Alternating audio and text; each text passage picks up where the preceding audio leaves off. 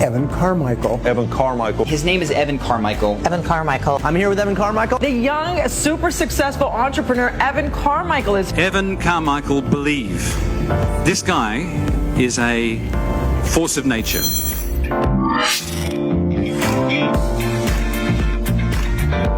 Hey everyone, today we are here at S3 Space. We are fortunate enough to have Evan Carmichael with us. Evan is an entrepreneur, he's a published author, and he runs a very successful YouTube channel with over 3.7 million subscribers. Among that, he is also an avid League of Legends player, and you are a... I'm not very good though, but yes, okay. Yeah, I'm a bronze player, sometimes silver, but yeah, okay.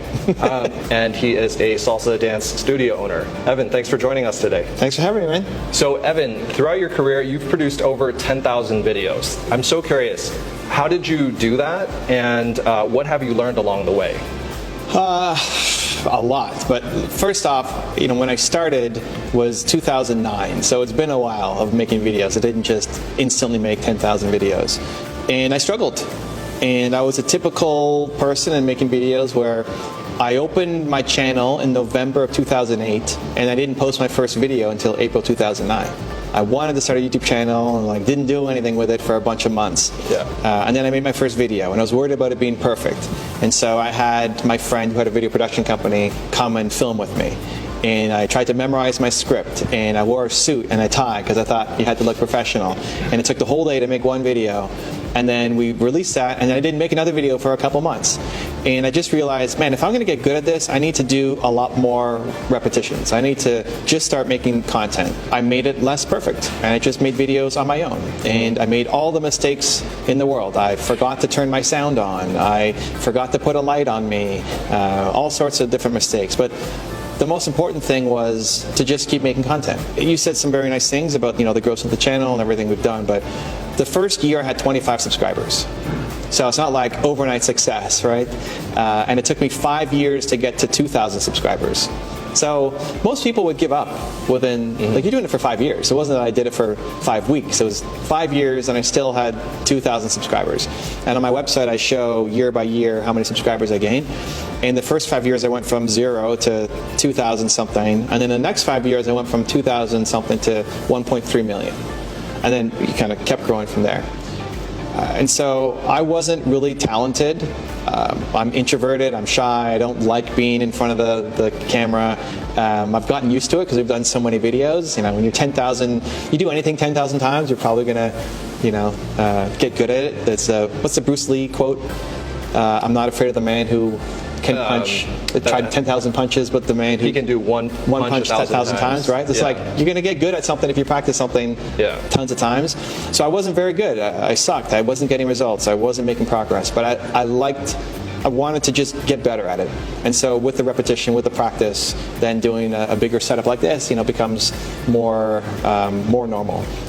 So most people at the beginning, the challenge is what looks good. You see other people doing it, and you say, oh, that can't be that hard. If they can do it, maybe I can do it too. And you say, I could do it, and I might not be as good as them, but I'll be okay. If whoever you look up to is an A+ player, you think, I could at least be a B. And then you go off and do it yourself, and you suck. You don't expect to be as bad as you are, right? I remember getting in front of the camera, and I'd have all my lines memorized, and then I just forgot everything. What am I supposed to say again? Shoot, what am I supposed to say? I had this 5 minutes ago. How did I forget everything? Right? And so if you just expect to suck at the beginning, that doesn't mean that you suck as a human. It just means you don't have the skills yet. Any new skill that you're going to pick up, you're going to make a lot of mistakes, especially at the beginning. And so it's just continuing on making it, and every time you get a little bit better. That's a really good point, that you have to expect to suck in the beginning. You mentioned that you have, during your journey, you had mentors and you had people who have held you accountable to get from, where you started to, your eventual success. Can you tell us a little bit about maybe some of the mentors along the way and how they have, impacted you? So my first mentors are my parents. And they're still my greatest mentors. They didn't teach me about how to run a business because they're not entrepreneurs, but just in terms of how to treat people and how to keep going. Why did I keep going after 5 years of still only having 2,000 subscribers? Well, because my mom taught me that if you if you have a big dream and a big idea, to just keep going for it, keep chasing it down. And so she was always an inspiration for me to do that. Then I learned from videos. I learned from a lot of people that I've made videos on, and even if I've never met them, their lessons, I can learn from Steve Jobs, I can learn from Warren Buffett, I can learn from Li Ka-shing, I can learn from like all these guys. There's a different lesson that they can help me be better, even if I've never met them. I remember we did a video on Jack Ma, and Jack Ma, if you look at him now, he seems like a funny guy and telling jokes. But if you watch his early stuff when he was on the way up, it was really intense.